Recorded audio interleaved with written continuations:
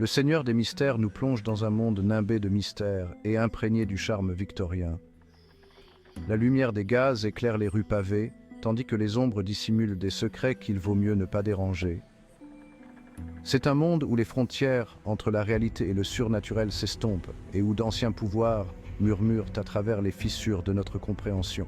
Au cœur de cette énigme se trouve Cline Moretti, un jeune homme plongé dans un monde dont il ignorait l'existence.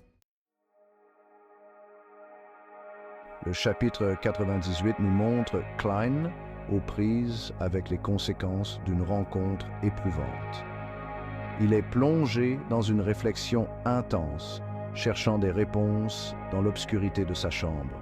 Le poids de ses activités clandestines, en tant que clown de séquence 9, pèse lourdement sur lui, chaque décision le rapprochant un peu plus du bord du précipice. Le sommeil n'offre que peu de réconfort, hanté par des cauchemars des horreurs dont il a été témoin. Les nuits sont longues et sans fin, peuplées de visions terrifiantes. La frontière entre sa façade et sa véritable identité s'amenuise de plus en plus, chaque jour rendant plus difficile de maintenir l'illusion. Le laissant fracturé et vulnérable, une ombre de l'homme qu'il était autrefois. Même le confort familier de son appartement semble se refermer sur lui, les murs se rapprochant, l'étouffant lentement. Manifestation tangible de son trouble intérieur, un reflet de son esprit tourmenté.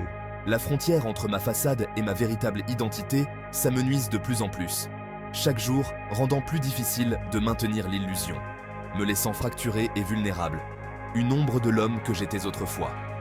Même le confort familier de mon appartement semble se refermer sur moi, les murs se rapprochant, m'étouffant lentement. Manifestation tangible de mon trouble intérieur, un reflet de mon esprit tourmenté. Une visite de sa sœur, Mélissa, lui offre un bref répit face aux ténèbres qui menacent de le consumer. Elle est son ancre, son lien avec une vie plus simple et plus heureuse.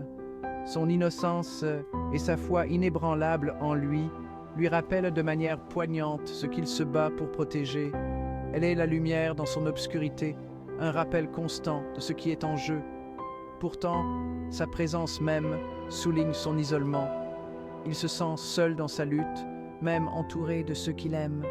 Il ne peut partager le fardeau de ses secrets, contraint de maintenir une façade de normalité tout en luttant contre des menaces extraordinaires. Chaque jour est une bataille intérieure qu'il doit mener seul. Cline, tu as l'air si fatigué. Tes yeux montrent une fatigue que tu ne peux cacher. Es-tu sûr que tu vas bien? Je m'inquiète pour toi. Je vais bien, Mélissa. Ne t'inquiète pas pour moi. J'ai juste beaucoup de choses en tête. Des choses que je ne peux pas partager. L'inquiétude de Mélissa pour son bien-être le pousse à envisager de s'engager dans un entraînement au combat. Une décision difficile mais nécessaire.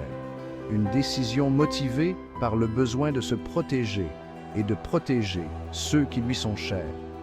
Il sait que cela pourrait changer leur vie à jamais. Peut-être devrais-je envisager un entraînement au combat pour être prêt à tout, pour ton bien et le mien. Nous devons être prêts à affronter ce qui vient. Ma quête de savoir m'a conduit à l'université, un sanctuaire où la sagesse ancienne est farouchement protégée. C'est un lieu où chaque pierre, chaque livre semble murmurer les secrets du passé.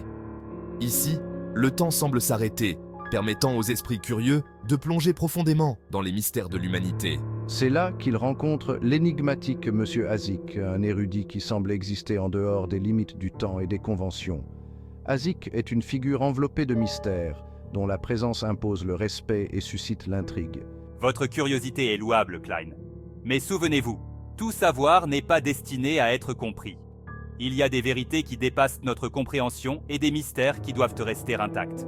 Le regard perçant d'Azik semble pénétrer la façade soigneusement construite de Cline, laissant entrevoir une compréhension plus profonde des forces en jeu. Ce regard, à la fois intense et bienveillant, révèle une sagesse accumulée au fil des âges. Que voyez-vous, monsieur Azik? Que me manque-t-il? Je sens qu'il y a plus que ce que l'on peut percevoir à la surface. Parfois, les questions sont plus importantes que les réponses. Cherchez et vous trouverez peut-être ce que vous ne saviez même pas que vous cherchiez. Leurs interactions sont chargées d'un sens caché, laissant Klein avec plus de questions que de réponses.